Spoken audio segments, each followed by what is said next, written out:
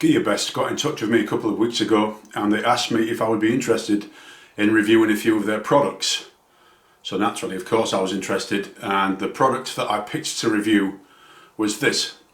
It's the Eken H9r Plus. The reason that I decided to review this camera is because it records in native 4K, so it's not interpolated, and for me that was important. This particular camera comes with an Ambarella A12S75 chip, which is capable of recording 4K at 30 frames per second. And the sensor is a Panasonic MN34112, so you know that the camera contains some good quality equipment, and I'm hoping that we'll get some decent 4K video out of it. This is how the camera is packaged. And then inside the box we've got the camera, a set of instructions. This is a remote control and it comes with a wristband. We've got two mounts. That one is flat with a self-adhesive sticker on the bottom, and this one is curved for a helmet. USB to micro USB charging cable. We've got a camera frame, a spare battery. There is already a battery inside the camera, so there's two batteries. We've got the waterproof case, two tripod mounts, one male and one female, little extension piece there for the mounts, spare screw, spare mount, a handlebar mount, a metal tether and some tie wraps. So I'll put the camera on charge, and as you can see we've got a red LED. So as you can see the battery's charged now because the LED has gone out. So let's have a look at the camera. We've got two LEDs on the front there, the power and mode button. On the top we've got the shutter select button, a speaker. Moving to the side we've got a microphone and a Wi-Fi button, and you can connect this camera to an app. I'll show that later on in the video. Moving to the other side we've got a slot for a micro SD card, a micro HDMI outlet so you can connect it to a TV, and a micro USB connection there for charging. Underneath we have the battery compartment. The camera doesn't come with a micro SD card, and you must make sure that if you're filming 4K, the micro SD card must be to the U3 standard, otherwise it won't be fast enough to record 4K. And I've been using this particular micro SD card for all the video that I've done, but I've had one or two problems where it said that it can't write to the card, so even this one is not quite fast enough. I need to get a better one. So the camera is hard plastic. It doesn't have the rubbery grip that some of these cameras have. It does feel like it's well put together, and it's quite light, it's not very heavy at all. So with the camera turned on, if you press the power mode button, so the first press brings up the camera, so you go from video to camera, and if you press the shutter at the top there, it will take a photograph. I'll do that now. If we press the mode button at the front again, now you can see we've got the facility to take burst photographs, where it takes a number of photographs in succession. Time-lapse video. Now that's where the camera takes a number of photographs at intervals and then it stitches them all together and actually produces a video. Time-lapse photo, which is the next one, that basically just takes a photo at intervals, and you can set the intervals, and you've actually got to download the photographs off the camera and then use your video editing software to change it from photographs into a time-lapse video. So I really don't see the point in going for time-lapse photo. You're far better off selecting time-lapse video and having the camera do it all for you. Press the mode again. We've got video, which is how I'll normally be operating the camera. Then we've got the photo mode. So let's have a look at video resolution. So press the select button at the top, and as you can see we've got 4K at 30 frames per second, 2.7K at 30 frames per second, 1080p at 60, 1080p at 30, 720 at 120. We press the mode button again, we've got photo resolution. The only option we've got there is 14 megapixels. If you press the Wi-Fi button at the side, it takes you out of the menu selection that you're in. Timestamp.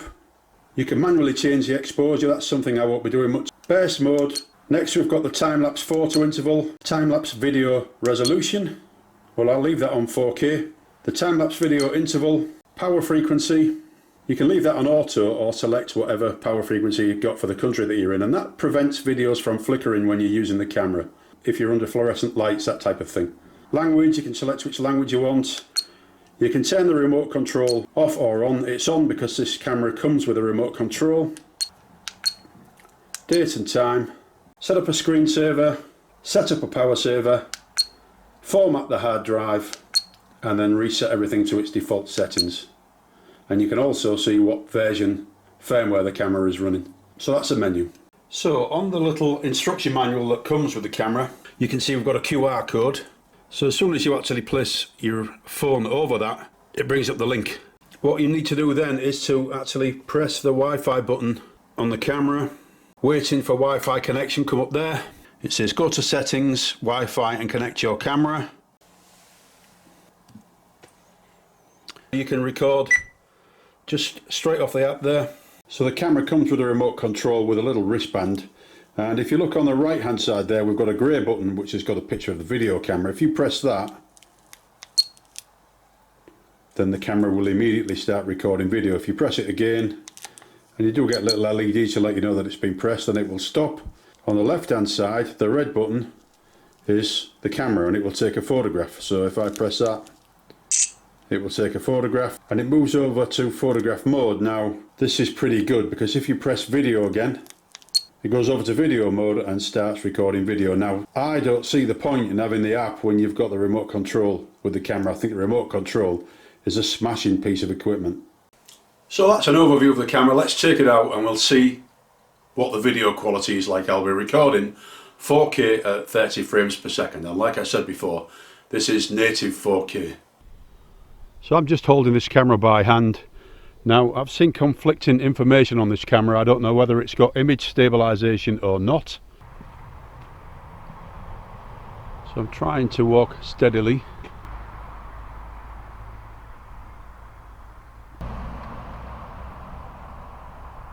So I think it's fairly obvious from that video as I'm walking around that there is definitely no image stabilisation. Now that is a very big negative for this camera.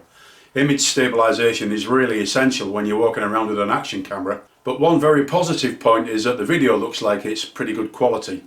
So I think what I'm going to do is I'm going to mount the camera on a gimbal and I'll take it back out and we'll see what it's like when it's mounted on a gimbal. I have a feeling that it will be exceptionally good video.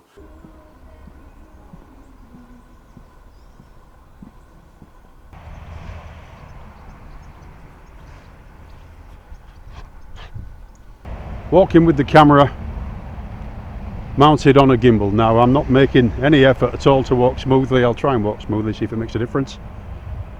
And just want to point out that there's quite a lot of fisheye effect on this lens.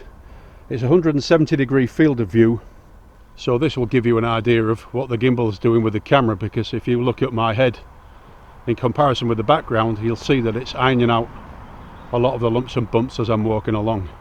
I am actually very impressed with the video quality of this camera, and I think this is the best microphone I've had on an action camera as well. The microphone is very good.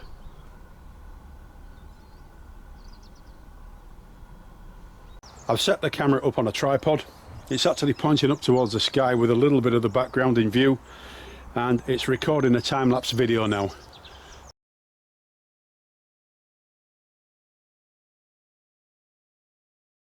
Now there are quite a few negative points about this camera, the main one being that there's no image stabilisation. So that is definitely a big negative if you're intending to buy one of these cameras and run around with it, using it for sports or walking around and filming, because your video is going to be really shaky and jerky and you're not going to enjoy it at all. So certainly consider that if you're thinking about buying one of these cameras. The video quality is really, I think, very good, and it is definitely good 4K video. So I'm definitely going to be taking this on my holidays, but I'll be using it with a gimbal, and if you're thinking about buying this camera, then a gimbal might be something worth thinking about. I am very impressed with the microphone. It's the best microphone of any of the action cameras that I've got. You can hear yourself speaking very clearly. It's fairly easy to use.